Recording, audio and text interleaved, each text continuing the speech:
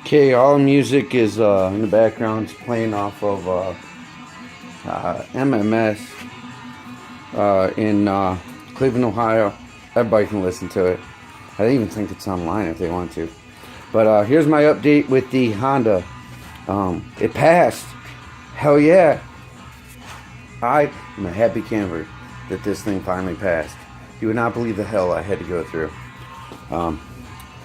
This here is the original intake. I had to put the original intake on it, which has multiple sensors and one-way check valves and all kinds of other stupid stuff. I bought the mass airflow sensor, I bought the wideband O2 sensor and found out the car was going rich. Turned the fuel down, hooked up all the original vacuum lines back onto the car. I put this line across going to the booster, which eliminated all the vacuum lines to the wastegate here, which I haven't plumbed in yet. No, I haven't. I bought the flange. I have the flange to do it. I just got to do it now. I've got some gas filler tube that I'm going to use. That's going to be just fine for what it is. I'm going to header wrap it, and I'm going to run it straight down into there. But yeah, this year I got the original one back in there, which splits the vacuum and runs over here to another splitter. One runs down, runs to the blow-off valve. The other one runs here to the wastegate. I got all that put back on, but I had to run all original vacuum lines back on the car. That way the car's computer would read leaner than it was.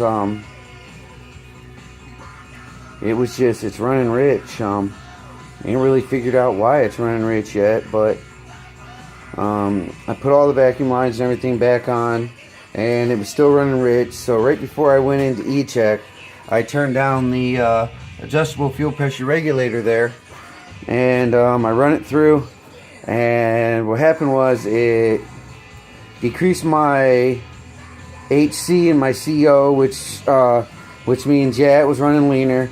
But it did bring my NOx up. My NOx limit was 750. It brought it up to 400. When I failed before, I had like 135 available on hydrocarbons, and I was running like a 235 or 240, and my CO was high, which means rich. So the wideband verified that. So I hooked everything all back up, stock intake, tube, disconnected the turbo. Took the diode off the map sensor, turned the gas down, and I ran her through again. Boy, I told them, I says, if it don't pass this time, I'm gonna have to $200 waiver it with a new EGR valve and catalytic converter. And the guy said, no, it's gonna have to cost you $300. Well, that guy don't know what the hell he's talking about, and he's sitting here arguing with me. I told him, no, it's 2 on an OBD1 car, 95 or before, with 30% improvement in emissions. It's $200. And he said, no, it's not. It's $300. Guys, I don't know. I don't even think he knows his own damn job. I know what I read. I looked it all up on the Ohio websites. I read all the rules, all the regulations, and it even told me that particular store, I can waiver it at $200 pre-95 car. Oh well. I didn't have to. It passed on its own with stock catalytic converter, the turbocharger non-hooked up, and all the vacuum lines, everything hooked back up to it. I basically took it back to stock, put the old injectors back in. The injector resistor, I put it back in because these are low impedance injectors, and I had high impedance injectors for, Well, I just took it for a test drive, and I didn't put the other injectors back in, but I plumbed everything else in. Everything else seems to be functioning, and according to the wideband, I'm going lean with these injectors in. It wanted to pop. I let off in time. I don't want to blow nothing up. It went lean. It went up to like 17-to-1 air fuel ratio. Was climbing to climbing its way to 18, and I let off.